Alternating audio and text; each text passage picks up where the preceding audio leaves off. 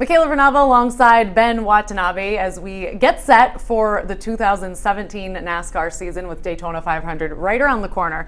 Let's talk about the changes Roush Fenway Racing made in this offseason, because they made big ones. Of course, there was the departure of Greg Biffle after 19 years with the team, and then the subsequent announcement that the team would only be fielding 2 cars in Cup this season. How will that affect them as a whole? Yeah, it's interesting because there's a lot of uncertainty. Even with Biffle, he was stepping away. He's been really clear he's not using the retirement word yet. He's doing some TV, and on what he's left at Roush is just as much uncertainty with their program. Obviously, Trevor Bayne and Ricky Stenhouse are still driving in that 2-car team, but as Ricky talked to you about earlier this week, it's still some question about whether that means that those 2 remaining cars will have a lot of resources at their disposal now, or if this is something that's kind of the slow bleeding of downsizing within that team. And this isn't just affecting the drivers, it's also affecting the managerial level. There's been a lot of shuffling, including the reassignment of Robbie Reiser.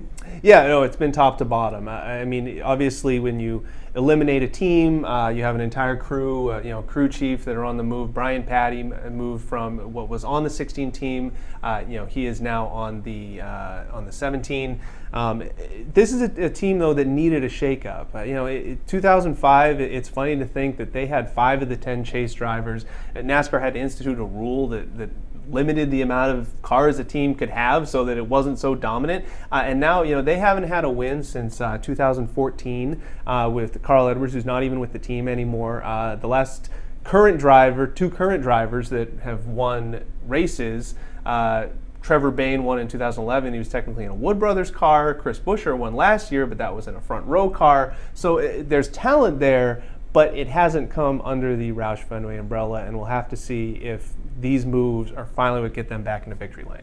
Well, no one said that change is a bad thing, so it'll be fun to see what happens as this season gets underway. Make sure to keep it on NESN.com, NESNfuel.com for all your NASCAR news.